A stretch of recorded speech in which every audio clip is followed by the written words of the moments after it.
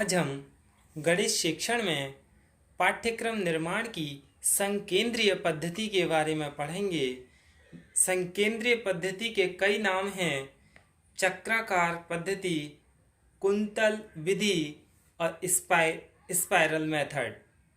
वैसे इंग्लिश में याद रखने में अच्छा है स्पाइरल मेथड।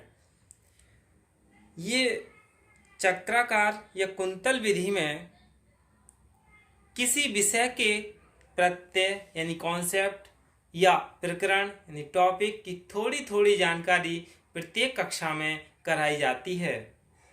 जैसे जैसे बच्चा उच्च कक्षा में पहुंचता जाता है, वैसे वैसे पूर्व में पढ़ाए गए प्रत्ययों या प्रकरणों का ज्ञान भी विस्तृत होता चला जाता है।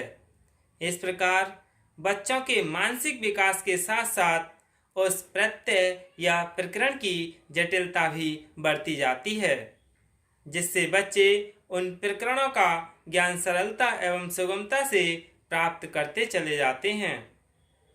ये जो प्रत्यय है कुंतल विधि स्पाइरल मेथड, इसमें क्या है, जैसे जैसे बच्चों के लिए प्रकरण का ज्ञान बड़ा होता चला जाता है और बच्चों का मानसिक विकास इसी के साथ साथ जटिल भी होता चला जाता है, जिससे क्या जो प्रकरण हैं उनका ज्ञान सरलता एवं सुगमता से प्राप्त करते चले जाते हैं।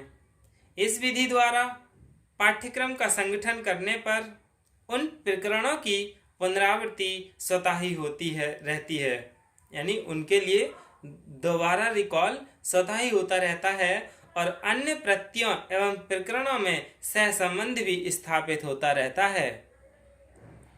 जैसे नंबर सिस्टम यानी संख्या पद्धति, फैक्टर यानी गुणनखंड, इक्वेशन यानी समीकरण और बहुत सारी चीज। इन सभी के संबंध में कक्षा 6 में सामान्य एवं सरल ज्ञान कराया जाता है। इन कक्षा 6 में नंबर सिस्टम, फैक्टर और इक्वेशन ये बहुत छोटे से रूप में होते हैं, यानी बहुत सरल ज्ञान कराया जाता है इस क्लास में।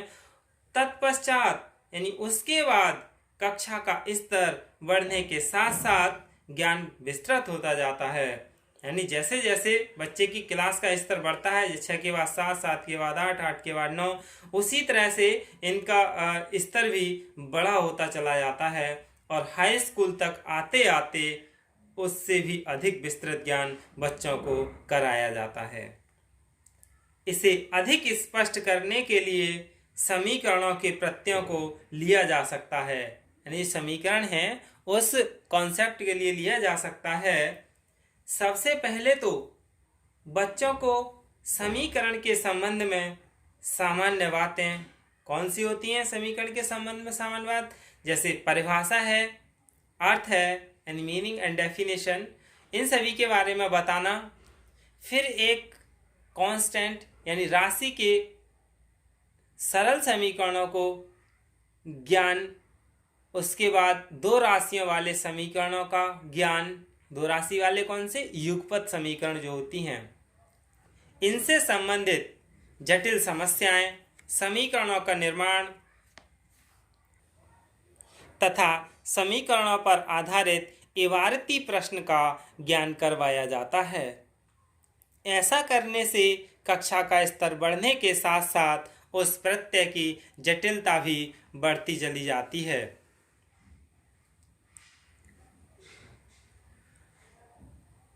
और बच्चों को प्रत्यय या प्रकरण का ज्ञान भी पूर्ण रूप से होता जाता है। इस प्रकार इस विधि के अनुसार बच्चे द्वारा किसी भी स्तर पर विद्यालय छोड़ देने पर उसे सभी प्रत्ययों की थोड़ी थोड़ी बहुत जानकारी हो जाती है। इस दृष्टि से पाठ्यक्रम संगठन की यह एक उपयोगी विधि है, यानी जो पाठ्यक्रम है उसका संगठन करने वाली जो दो विधियां थी, कौन कौन सी थी? टॉपिकल मेथड और स्पाइरल मेथड। स्पाइरल मेथड क्या है? इसमें अधिक उपयोगी है। इस विधि द्वारा विषय वस्तु यानी कंटेंट को दोहराने की अलग से आवश्यकता नहीं होती है। ऐसा करने से बच्चा अपनी रुचि और मानसिक शक्तियों के अनुसार ज्ञान अर्जन करता चला जाता है। अब हम इस स्पाइरल मेथड की कुछ गुण और दोष के बारे में जान लेते हैं। स्पाइरल पद्धति के गुण यानी मेरिट ऑफ स्पाइरल मेथड। यह पद्धति सरल से कठिन की ओर और पूर्ण से अंश की ओर दो प्रमुख शिक्षण सूत्रों पर आधारित है। यानी इसके दो ही शिक्षण सूत्र हैं, सरल से कठिन की ओर और पूर्ण से अंश की ओर।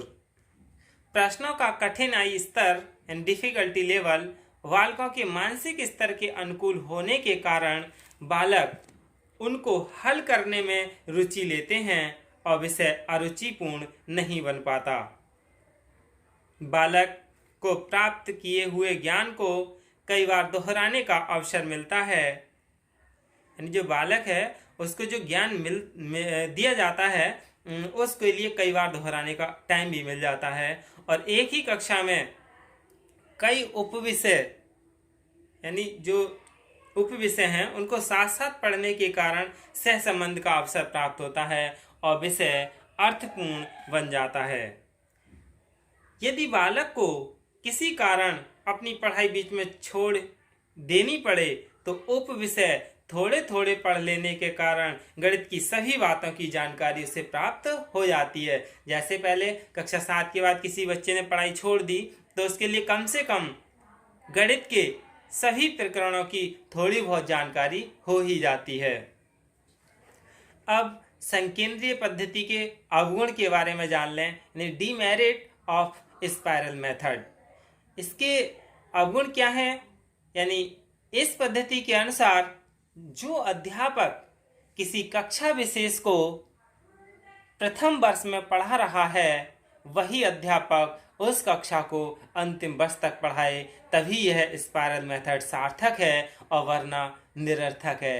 यानी उस अध्यापक के लिए पता होता है कि मैंने शुरू से क्या पढ़ाया है और लास्ट तक क्या पढ़ाया जाए, लेकिन आजकल शिक्षा के लिए व्यवसायीकरण कर दिया है और व्यवसायीकरण जब से शिक्षा का हुआ है तब से शिक्षा पूरी तरह से ध्वस्त हो चुकी है। सिर्फ एक ही ध्येय और लक्ष्य रह जाता है, नौकरी पाना। और अध्यापकों के लिए सत्र से पहले ही अलग कर दिया जाता है या खुद ही वह विद्यालय से अलग हो जाते हैं उनका आर्थिक स्थिति सही न होने के कारण। बालकों को किसी भी विषय या उप विषय को भली भांति एवं पूर्ण रूप से समझने के लिए पर्याप्त समय नहीं मिल पाता है। जो बालक हैं उनको जो भी विषय हैं या उप विषय हैं उनको पूरी तरह से समझने के लिए पर्याप्त समय नहीं मिल पाता है इस विधि में। और किसी कक्षा में किसी उप विषय को ठीक प्रकार न समझ सकने के कारण उस उप विषय के प्रति बालक की अरुचि हो जाती है और बाद में फिर वह उस विधि को पूर्णतः समझने में असमर्थ ही रहता है। यानी जब बालक किसी भी टॉपिक को ना समझे और फिर उसे और पढ़ाते चले जाएं तो उसे पूरी तरह समझ में आता ही नहीं है। प्रत्येक कक्षा या स्तर पर उन्हीं पर उप विषयों को पढ़ते रहने के कारण बालक किसी भी प्रकार की नवीनता का अनुभव नहीं करते हैं। वो ये सोचते हैं ये तो हमने पिछली क्लास में ही पढ़ा है, ये वही है, तो उन्हें नवीनता का अनुभव नहीं होता है। यही क्या है, स्पाइरल मेथड है। धन्यवाद।